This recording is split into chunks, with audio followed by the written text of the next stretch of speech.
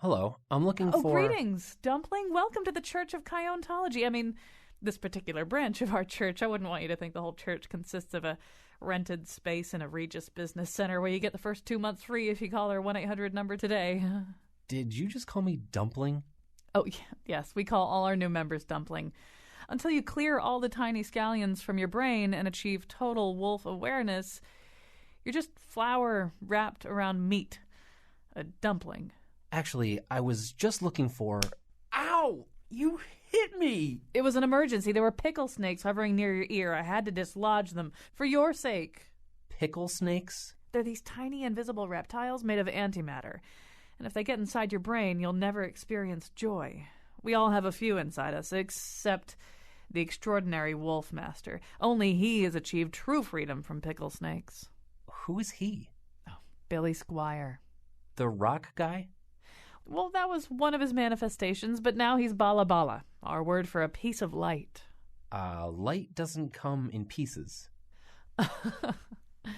I'm sure it looks that way to you.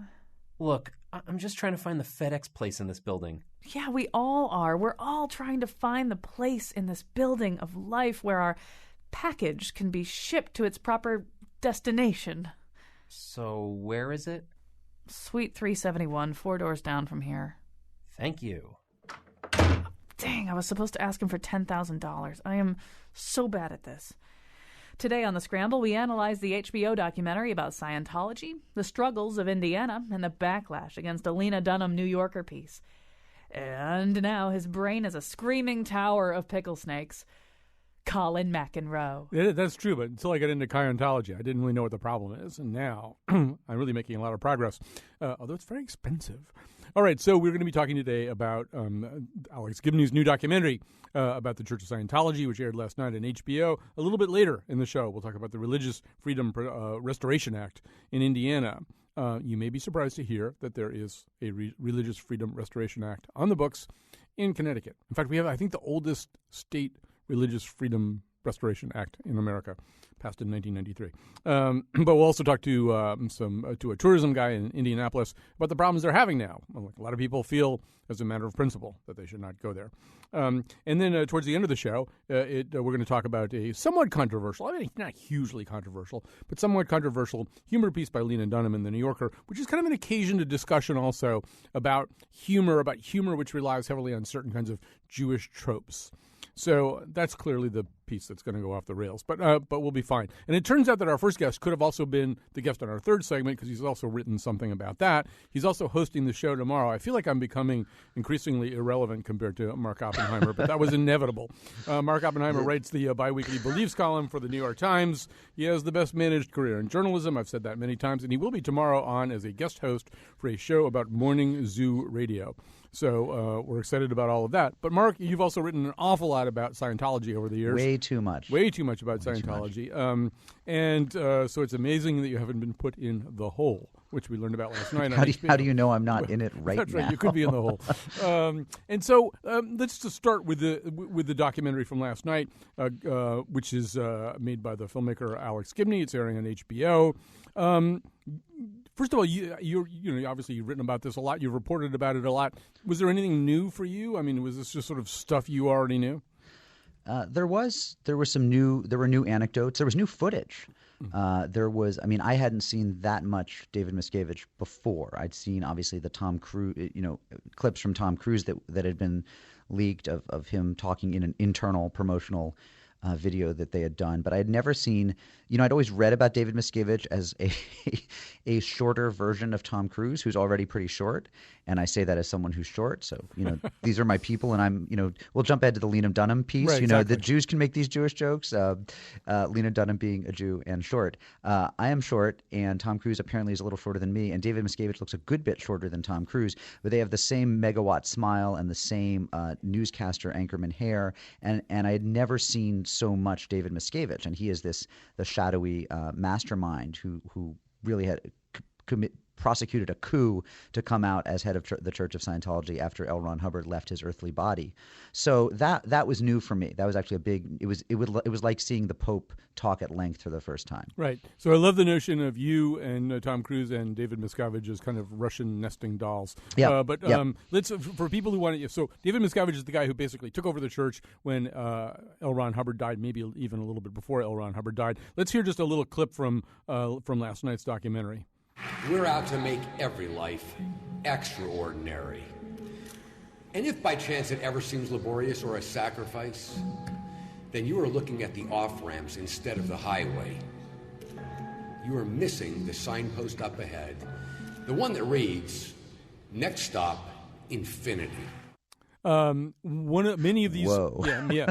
Well, it's very hard. I've totally missed that signpost up ahead. Right. One of the challenges with Scientology is, if you've ever seen the movie Bowfinger, which has a long parody of Scientology, it's hard to do something that isn't just like Scientology. But anyway, one of the things that I found very surprising about some of these Miscavige scenes are that many of them take place on stage at these rallies where the stage sets, I don't even know how to describe them, but it really looks like Albert Speer designed the sets, right? There's this kind of sense of scale and these huge torches that are even given for factoring for how tiny David Miscavige may or may not be. It looks like the scene where Liev Schreiber accepts the presidency in the remake of The Manchurian Candidate, which is, it's like the national convention on steroids. It's so super it's what our conventions will look like in the year 2048. And actually, you get some credit for, having written a very level-headed piece for Slate in which you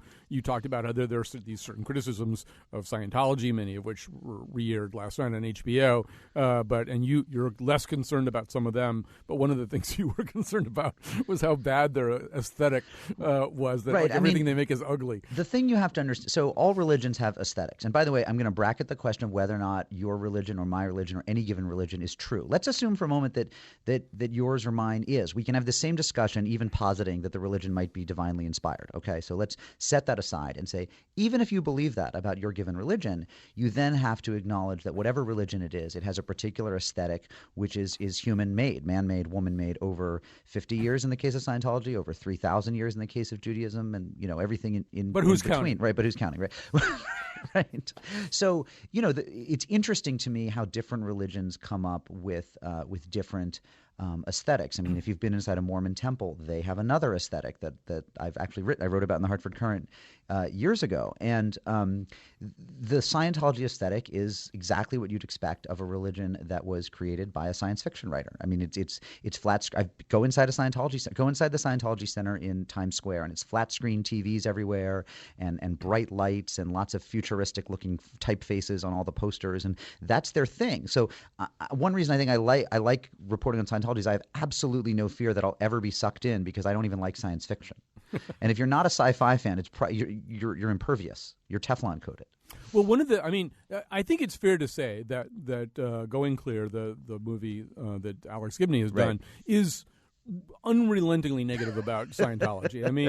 The only person who ever says anything good is John Travolta. It's not even clear to me in those little pieces of John Travolta footage that he's talking for the documentary or that he knows he's in a documentary. I didn't know where that was from either. I couldn't tell whether it looked a little found somehow. Yeah, that was new to me. The Travolta stuff. But he's like the only person who ever says anything nice, and then really the movie is just essentially full of people who are former Scientologists, often very, very high-ranking.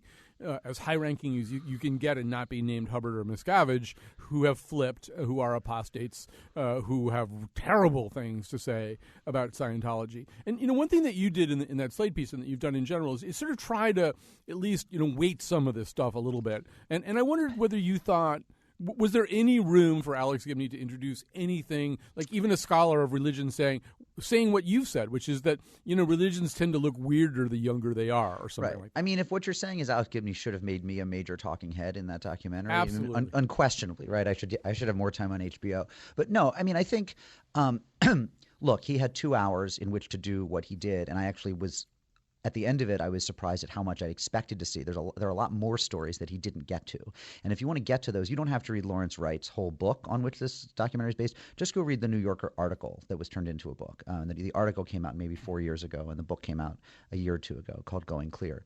And there are, some of the most horrible stories of, people who died under so-called care of Scientology because they weren't allowed to seek medical help weren't even in this movie. So I'm okay with him saying, look, I have 2 hours to do my thing, and I'm going to focus on what I think, this is Gibney talking, the most important message is, which is the dangers posed by Scientology. What I've always wanted is not for people to stop writing these negative attacks on Scientology, most of which I think are true. Okay. But what I've always wanted is something we don't have, which is a book or a documentary or an article interviewing non-celebrity, non-disaffected, non-angry, non-apostate, everyday Scientologists, because there are some. There aren't a lot. I mean, Scientology is not that big a religion. It's not as big as they want you to think it is. My guess is there are 100 in Connecticut, maybe not more. But I'd like to hear their voices of why they when not working as an actuary or a baker or a cab driver, are putting money into Scientology. And I think that there's an important truth in there, too, which is that we have a little bit of a tendency, particularly the younger the religion is, to either assume that absolutely everybody in it is completely drenched in the doctrine of the religion and imbued with it and in no way a questioning of it or observing it casually, so that we just assume that every Mormon thinks that he's going to get his own planet, or that Indians or Jews, or however that thing works. Right. Whereas we kind of understand that not all Catholics really believe in transubstantiation. Right. We have a sense of the different ways that you can belong to Catholicism or Judaism or Protestantism. But when we see a religion that seems younger, and youth is key there, right? Young religions always seem weird. If you start a new religion, it will be described as a cult and as weird and as bizarre, right? Because it's new. But when we see a young religion or a very, very tiny religion, we assume the people who believe that are completely all in. We don't think maybe they're sort of like kind of casual Amish. Right. Now that's a harder thing to be casual about, I True. will grant you. But within every community, I mean, I've reported in ultra Orthodox Jewish communities where all of them would look ultra to us on the outside, but you get within it, and there's a very strong sense of the diversity of views and who kind of has some ironic cynicism about it, who's totally earnest about it, who's 100% fundamentalist about it. So one of the figures in the documentary last night, Going Clear, is Paul Haggis. He's a famous director-screenwriter, probably best known for the movie Crash. And so there's this point where they start talking about the cosmology, to which we have alluded. And so basically there's this notion that this kind of evil overlord from outer space and from a different planet wound up dropping, 13 trillion damaged souls onto Earth as kind of an Australia, like a prison planet or something. And he put them in volcanoes and he dropped an atomic bomb on top of them. Makes perfect sense to me, but not to everybody else. So this is Paul Haggis talking about the moment at which he digested all of that.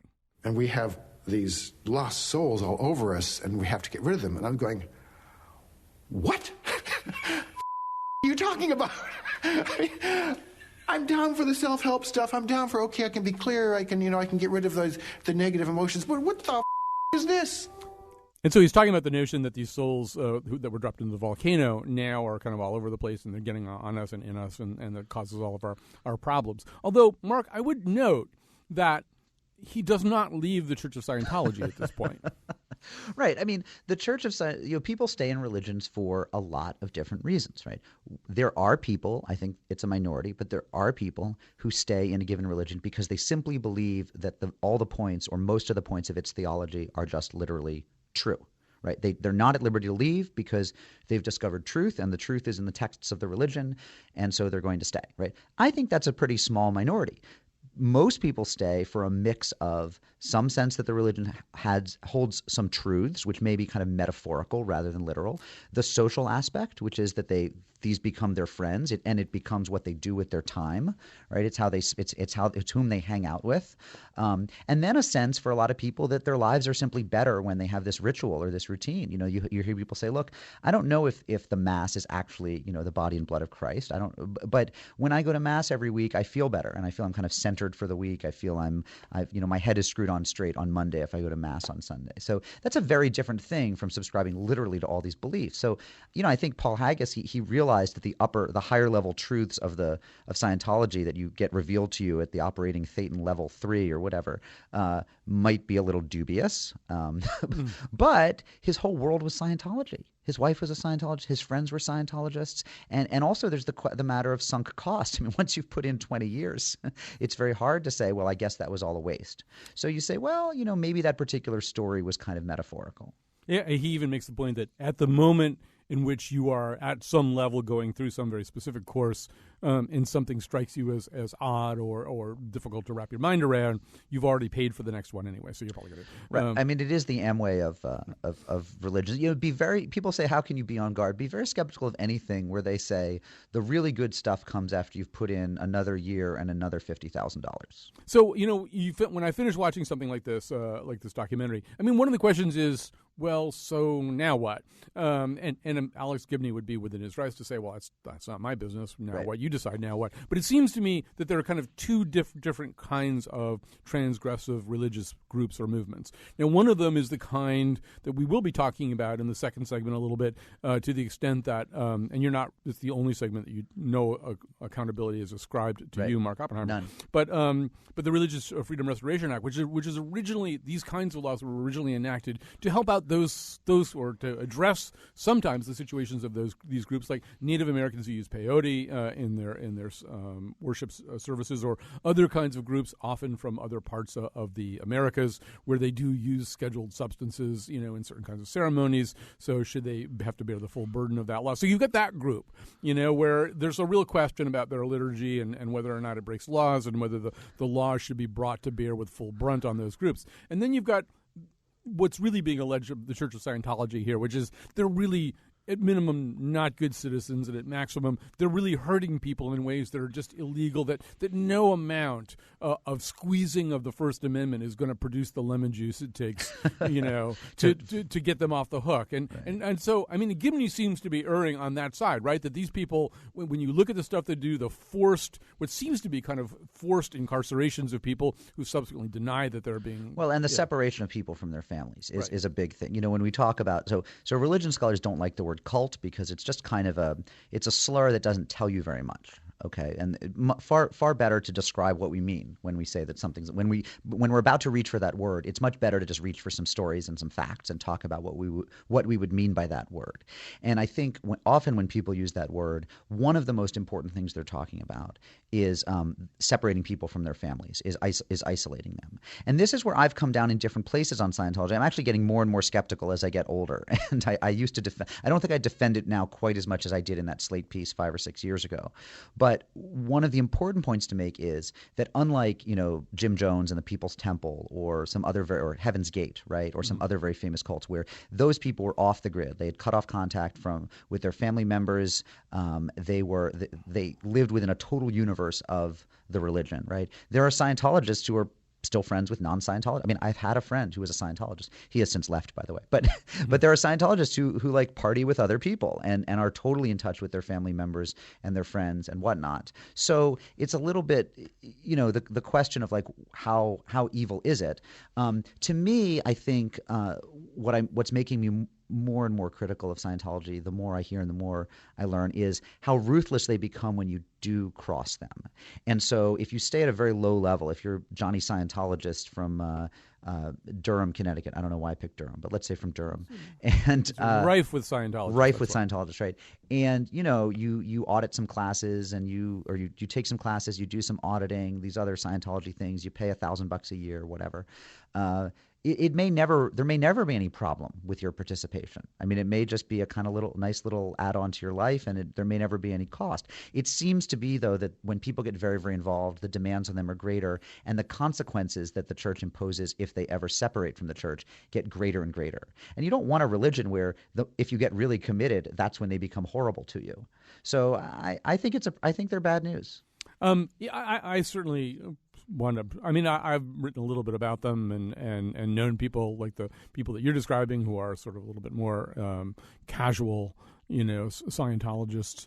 I guess one of the things that I would bring up, though, because this is the kind of thing that you look at, too, is you could also make the argument that the younger that the religion is, and therefore the more imperiled it feels, the more likely they are to have a pretty strong backlash against apostates, against departers, right? They probably see this as self-preservation. That for 50 years we've been the underdog. We've been treated the way the Mormons were treated for the first 50 years. Yeah. So look, all religions go through this process if they stick around. And I actually don't think you'll hear much about Scientology 50 years from now. I think it'll be like Christian Science, which is a big landlord. They own a lot of property, but it's hard to find a Christian Scientist. And I think Scientology will have the property, but very, very few people. But that said, as religions go through this process. When they're young, they make these claims that no one's ever heard before, so they seem totally bizarre. The people who join them seem like cultists. They're extremely defensive. They expel heretics. They guard their borders tightly. And then after a number of years, let's call it 100 or 150, but sometimes it's much more geological time, then they get big enough and confident enough that they begin to allow diversity within their own ranks. So Mormonism, I say, has crossed that boundary really just in the last 10 or 15 years, right? Where you now have kind of cultural Mormons. You have what I'd call reform Mormons. Now, the top brass in Utah doesn't like that, but there are actually lots of Mormons beginning to identify as internal critics or people who don't take every word as gospel. Well, Scientology is just not there yet, and they might not be during our lifetimes. I thought one of the things that was striking to me was that, okay, so last night we met a bunch of these apostates, and they, for many of them, were people who'd been very high-ranking officials of the church, and the people who, for whatever reason, had perpetrated many of the offenses that the movie was now deploring, right? These are some of the people who really were the hammers of the church, who went after other people, and so they did something wrong, they got kicked out of the church, or they got squeezed out of the church, or they couldn't take it anymore, or they got tired of telling the kinds of lies that they're now deploring in the documentary. And looking at all of them, I sort of thought, well, if I were the publicist for Scientology, I'd be saying, well, of course they're saying all this bad stuff. They got kicked out, or they just of course they're saying. To me, the most damning testimony came from this rather lovely, ethereal-looking woman who was not an official of the church at all, but she had attained the highest setting you can get to, whatever that is. Right. She'd risen through the ranks. She was OT8? Yeah, OT8. So she's gotten as clear as you're ever going to get, and all that kind of stuff. And then she just sort of didn't like the way the church was treating her son, and this whole series of orders that come out from the church where family members have to disconnect from one another. They literally use that word. And she just couldn't take it anymore. And really just having climbed to the top of Everest, she jumped off. Right. And I thought that was...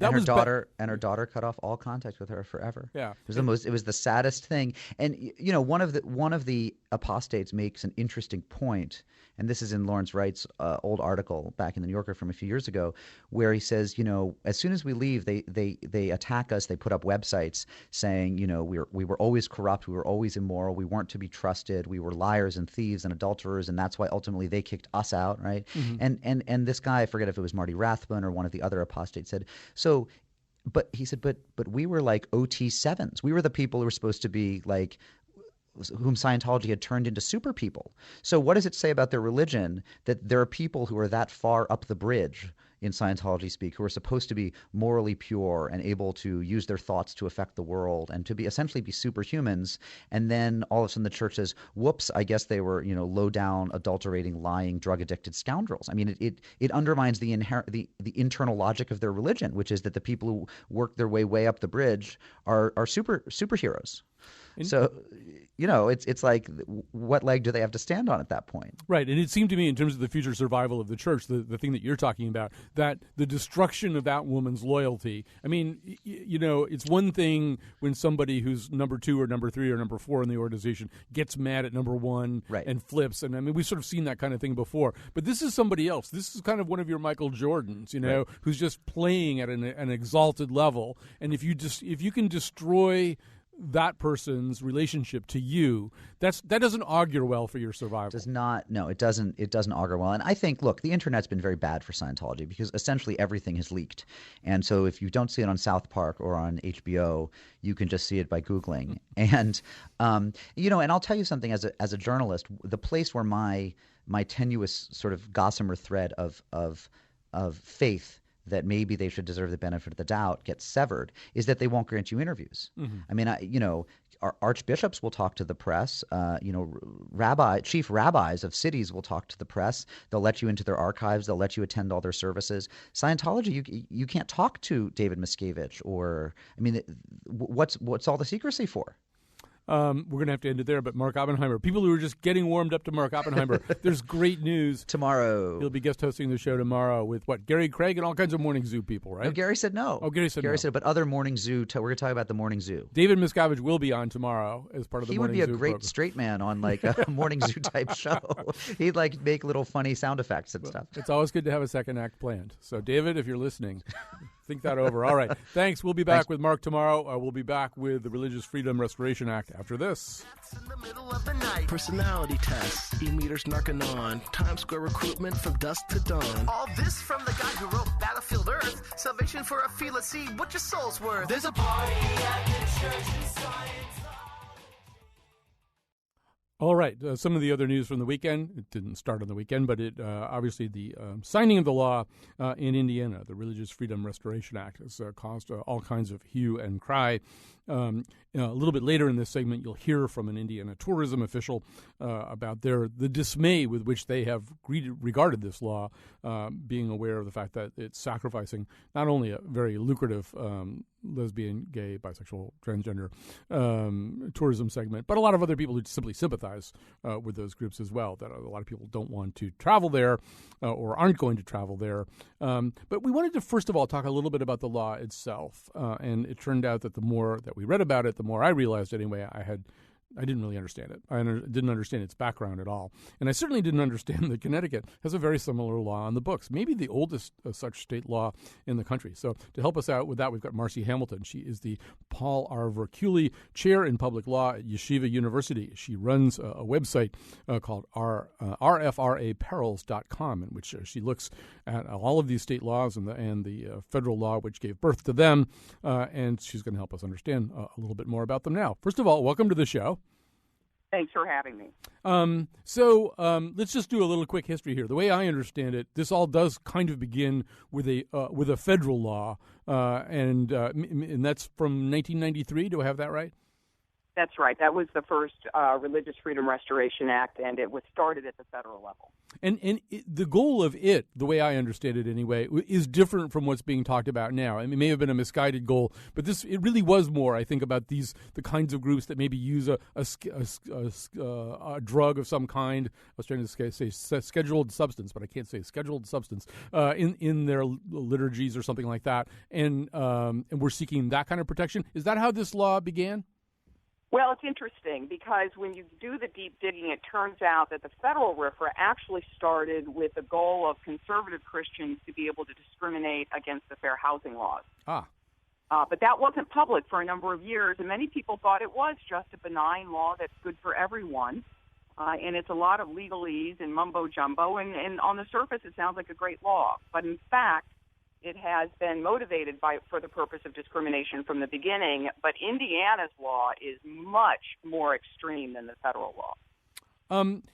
To me, one of the things that I don't hear being discussed, and I do think it's the shift that's embedded somewhere in this law, and help me understand if I'm right or wrong about this, but in other words, under the First Amendment, I could start a religion which could be pretty bigoted as long as I stayed within the confines of my church, within my religion. In other words, I could have a Christian white supremacist religion that taught that black people or all people of color were inferior to white people or whatever, and that they shouldn't sit next to us in church or whatever. And there'd be very little that could be done about me. But I couldn't open a lunch counter and enact those principles. I couldn't run some kind of commercial business along the lines of what my religious beliefs are. I mean, that's basically the way it works most of the time, absent some kind of law like this, right?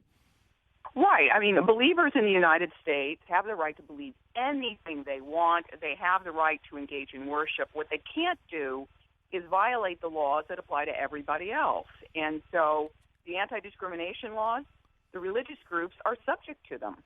And they can't have a lunch counter or a hotel or a business that refuses you based on your identity. And so when they say, well, yes, I'm running a hotel, but I'm part of this group, I'm part of this movement, and we really think that there's something wrong with handicapped people, and that's the mark of the beast if they have physical disabilities, and so I really can't have them in my hotel. It's my religion. What's the answer? Well, the answer under the First Amendment is you don't have a right to trump that law just because of your beliefs. Under the RFRA in Connecticut, it's very likely that the believer loses.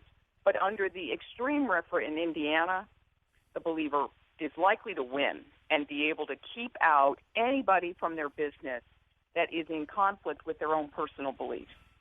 Now, part of the difference between Indiana and Connecticut would be the way the law is written, but another part is that we have anti-discrimination laws in Connecticut that are also different. In other words, that might trump RFRA in Connecticut. I mean, if you can't discriminate against people based on their sexual orientation, then the existence of RFRA doesn't help you very much anyway.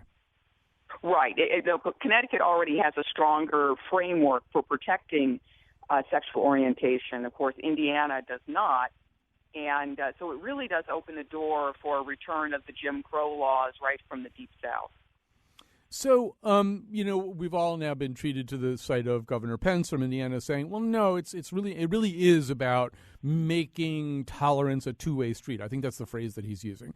Okay, so we want to extend tolerance and protection to all kinds of minorities, including people with strong religious beliefs and practices. So what's your counter to that? I mean, if he says that, if he says, look, I'm concerned about discrimination against LGBT people, but I'm also concerned against forcing a florist to do something that's religiously repellent to him. Well, the United States has already crossed that bridge. We had religiously motivated racial discrimination in the South for a very, very long time, and we determined that you can't keep people out of public spaces like hotels, restaurants, and shops just because of their identity. That argument goes nowhere. Basically, what they're arguing, if you look carefully at what they're saying on their website, they're really arguing that they should have a right to discriminate in their sphere. And essentially, they want a universe where each of us would be our own specific, isolated universe where the only people we would deal with would agree with us. And that is just, in my view, un-American. Are there some other interesting touch points here where this gets kind of interesting? I mean, in Connecticut, for example, a few years ago, we did have a debate about a law that mandated Plan B contraception for rape victims, that all hospitals had to make it available to rape victims coming in. Catholic hospitals pushed back against that and said, we consider Plan B to be an abortifacient. You're making us do something that's counter to our religion. I assume this is another battleground where this type of debate, whether there's a RFRA, whether there's this kind of law or not, this type of debate plays out. Well, that's right. We have thousands across the United States of these kinds of specific exemptions for specific practices. And in fact, the Native American group that lost in the decision that spurred RFRA ended up getting exemptions for the use of peyote across the country. So those kinds of exemptions are very common. But what's okay about those, in my view, and under the First Amendment, is that you know what you're giving to the believer. You know that now they're going to have the right to use peyote. You know they're not going to treat a rape victim with a certain drug. That's a very different thing than these RFRAs, which just blanket the laws in opaque legalese, and you honestly don't know from the get-go what kind of havoc they're going to result in for every law in the state. They're really just bad public policy, and we need to get back to these individual, debated, specifically named exemptions. Marcy Hamilton, we have one more. We have a call coming in. I'm not sure. Here's Sandra from Southbury. Hi, Sandra. You're on the air. Hi. I have 2 gay children, a son and a daughter out of the 3, and I would be hesitant to ask someone to, bake their wedding cake if they were not agreeable to it. Would I sue them if they did something really bad and ruined the wedding? Well, yeah, obviously, you have the right to not patronize that business for whatever reason, either because you object to their attitudes towards your children, or because you think they might sabotage the cake. But Marcy Hamilton, that doesn't really change very much one way or another under this law.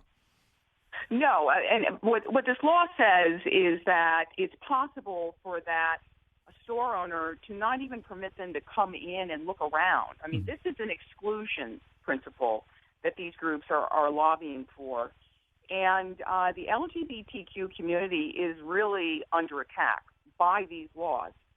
So it's one thing to reject, be able as a consumer to reject a hotel, I don't want to stay there, a restaurant or a store. It's another thing for the store to be able to put up a sign that says, if you're gay, we don't serve you.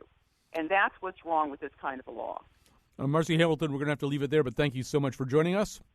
Thank you. Marcy Hamilton is a professor of law at Yeshiva University. We're going to now talk to an official in Indiana who's having to deal with the consequences of this law.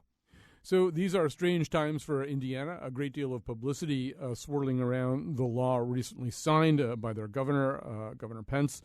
And so you see these things where, Charles Barkley is suggesting that the Final Four be withdrawn from Indianapolis. Not really a very practical suggestion with a week to go. Here in Connecticut, Governor Malloy has just signed an order saying forbidding state-funded business travel to Indiana, although as far as I can tell, we have a nearly identical law on our books since 1993.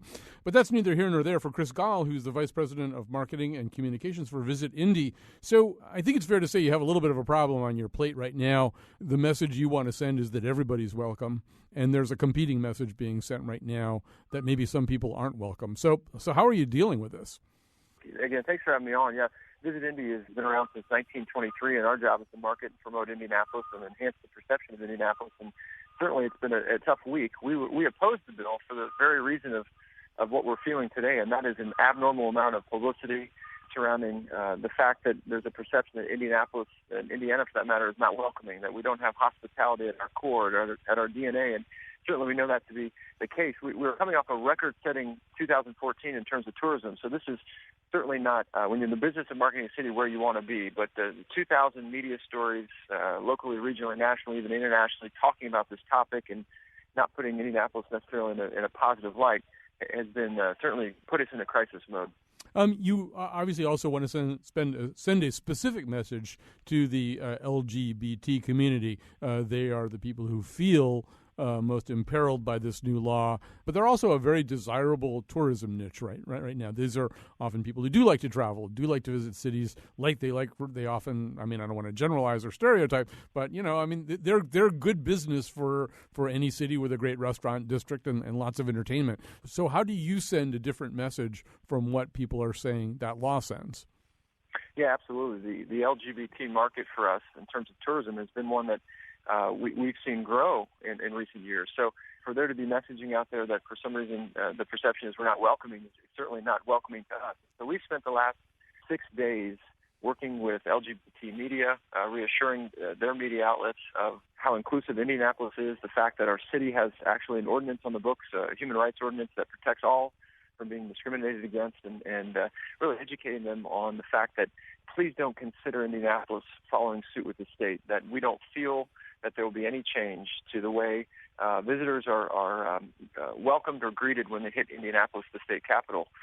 We're the 13th largest city in the nation. We have 26 million visitors from around the globe who come here annually, and our message has been very simple, that just because a bill is enacted doesn't mean Hoosier hospitality goes away. And really, seeing is believing, and experiencing is believing. And we're looking forward to the men's Final Four that's coming later this week, so that we can unquestionably roll out the red carpet and really rally the 75,000 people who depend on tourism for a paycheck to display the Hoosier hospitality we're known for worldwide.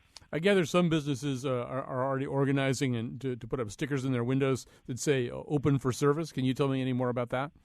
Yeah, there are a bunch of grassroots efforts in place that are helping in aid the perception problem. Open for Business and a sticker campaign is one of those. We've had meetings as recently as this morning on some other grassroots efforts that really help spread the Indy love, the fact that we are open for business and we are a city that welcomes all. So in the coming days, you'll see us go a little bit more public. It's been an ever-evolving issue. Thursday into Friday, the weekend, we really were anxious to monitor where and how Indianapolis is being mentioned and what light.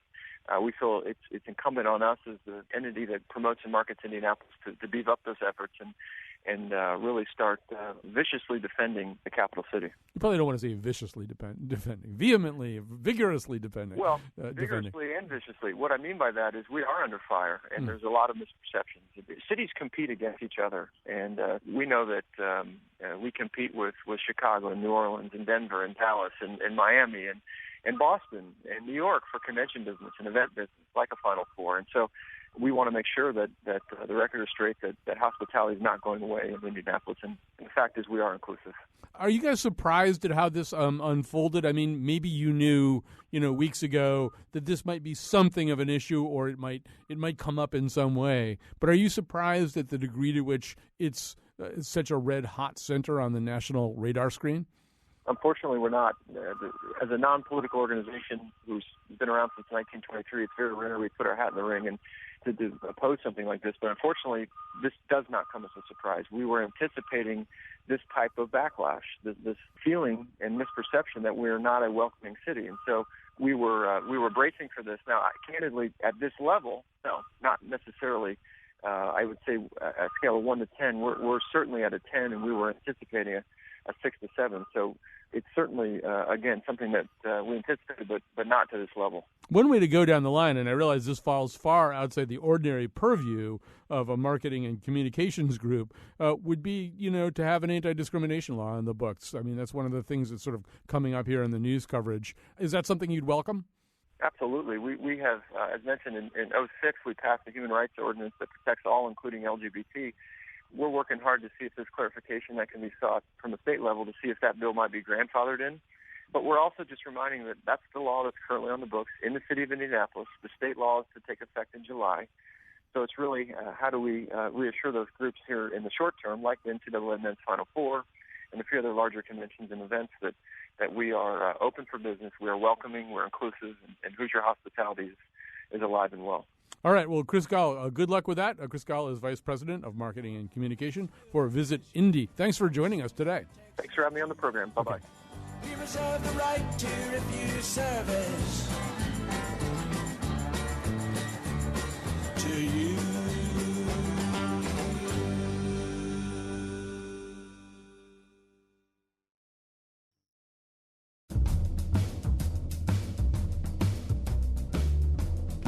Okay, so in a few days, the city of Indianapolis is going to fill up with large, sweaty men in tank tops and shorts, embracing each other and dancing for joy, and businesses are worried about having to sell them cakes and flowers. Clearly, I don't understand this controversy. Today's show was produced by Tucker Ives and me, Kyone Wolf. Our interns are Julia Pistel and Sydney Lauro. Greg Hill appeared in the intro and tweets for us at WNPR Colin. The part of Bill Curry was played by Greta Van Susteren. For show pages, articles, and videos of the Faith Middleton Show staff being refused service at Little Caesars, visit our website, WNPR.org. On tomorrow's show, Mark Oppenheimer guest hosts a show about Morning Zoo Radio. And now, back to Colin. Yes, the entire goal of these 48 hours in which we are is to somehow or other get out of the shadow of Mark Oppenheimer, and we're not doing a very good job so far. He's a guest on the first segment. He's hosting tomorrow. And for this segment, not only has he written about the same topic for Time.com, but he claims to know very well our guest here, Phoebe Maltz-Bovey, who wrote it. This may even be just another identity which Mark uses, for all I know. Phoebe Maltz-Bovey, who writes for numerous publications, including the New Republic, where she recently wrote about Lena Dunham's somewhat controversial humor piece in The New Yorker. And so this is a piece that asks the question, do the following statements refer to A, my dog, or B, my Jewish boyfriend? Some of them are relatively harmless, but there are some. He never carries a wallet. He doesn't tip. There are some like that. There are some that say, I feel he is judgmental about the food I serve him. When I make something from scratch, he doesn't want to eat it, but he also rejects most store-bought dinners. This is because he comes from a culture in which mothers focus every ounce of their attention on their offspring and don't acknowledge their own need for independence as women. They are sucked dry by their children, who ultimately leave them as soon as they find suitable mates. So, Phoebe, obviously there's been some hue and cry about this. the usual cycle of outrage, I think was your phrase, on Twitter, the usual responses, and particularly a response from David Remnick, the editor of The New Yorker, saying, no, we don't regard this as anti-Semitic or trading on harmful stereotypes, and here's why. So explain where you came down on all this. Well, thanks for having me on. So the first thing I think to know about this controversy is that it only really became a controversy because it wasn't immediately obvious from this quiz that Lena Dunham is herself Jewish. I think that perhaps the New Yorker assumed everyone just knows everything about her because she's so famous, but it read like a piece by somebody not Jewish because it was about because the expression "my Jewish boyfriend" is just not something somebody Jewish would probably say. So I think that's sort of where the controversy came from. But the argument that you make, that I think it's an interesting one, and one that I don't 100% agree with, but I find it very intriguing, is the other thing that she's doing, and your doppelganger Mark Oppenheimer made kind of a similar argument in Time.com, is that she's trading on a bunch of stereotypes that don't really exist or resonate very well, certainly not for anybody, younger than 40 years old, right? Right. I think that that's true, and I saw Mark's piece after writing about this, and yes, I agree as well.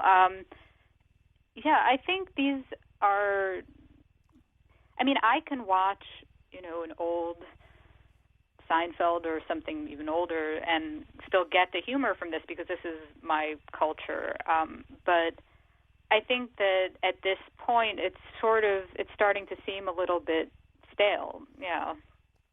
Although it's sort of interesting to evoke Seinfeld because it's sort of back to your original point, which is that Lena Dunham has a little bit more of a defense for this piece if you understand that she's Jewish. It's like the dentist in Seinfeld who converted for the jokes, right? Exactly. Except that she didn't have to convert. Her mother actually is right. Jewish and her father is not. Right. Although the other thing I found myself wondering about, reading your piece, and you're sort of saying, well, this kind of overtly, this humor based on these hyper-specific Jewish tropes, maybe a dying form might even be a dead form. And so I found myself thinking, well, what about Larry David? Okay, well, he's old, so you win that point. But then I think about programs like Transparent, which is as much an exploration of Jewish identity among millennials as it is about sexual identity, or old Jews telling jokes. I guess once again, we're back to that's like it's like an old idea, it's old Jews telling something. Bad Jews by Joshua Harmon, which just broke a box office record at the Long Wharf Theater, which also is about millennials. And I guess one of the things that I'm wondering is there another way in which you could sort of say, well, you can have a play called Old Jews Telling Jokes or a play called Bad Jews today because some of the tension is really kind of gone out of these stereotypes. It's almost like a Buffalo Bills Wild West show about the frontier after the frontier is closed, that people have calmed down enough about this so that maybe you can have a piece in the New Yorker about whether or not this is about your dog or your Jewish boyfriend. Well, I think that it's a bit I think it's sort of complicated. I agree that there is sort of millennial Jewish humor, and I Broad City would be the example that comes to mind for me. And I think it subverts a bunch of the stereotypes, certainly, to have a Jewish mother who is herself. I think that the Jewish mother stereotype there is really subverted in a bunch of ways. But I think what's happened is both Jews are more assimilated in certain respects, so that this sort of Jew as other humor doesn't really quite work in the way maybe it doesn't really resonate in the way it did in the past. So I think in terms of how would you watch a show about a Jew as sort of the different person? If you yourself are a non-white minority, it might seem sort of odd to have Jews as the stand-in, but I think there is such an awareness these days about rising anti-Semitism in Europe, and I think that that's part of why humor that feels anti-Jewish wouldn't really get the same sort of lighthearted reception as it might have even like a couple of years ago. Right. Actually, I got that from one of my college friends who I sent the piece to, and he wrote back. I said, do you find, he's Jewish, obviously, and I said, do you find this anti-Semitic? He goes, no, I don't think it's that funny, but I'm much more worried about the people who are trying to kill me than I am about whether people think I carry a wallet with me. I see. So that's yet another way of processing all this. Right. Well, we are unfortunately out of time. This would be an interesting, longer conversation, and maybe we'll have it someday. But Phoebe, thank you so much for joining us today. Thanks so much for having me on. Read Phoebe Maltz-Bovey in the New Republic, and specifically this piece about. And then read Lena Dunham's piece, and you can email me to tell me whether you think it's funny, offensive, or both. Colin, COLIN, at WNPR.org. Lena Dunham, you're very insightful about life and your generation. Lena Dunham, you're a very nice lady. Lena Dunham, what is your favorite movie by Woody Allen? This whole Scientology thing it's nuts. I mean, I know they have a lot of celebrities that are backing them up, and they're very powerful, but if I say something against Scientology, what are they going to do? I mean, cut me off?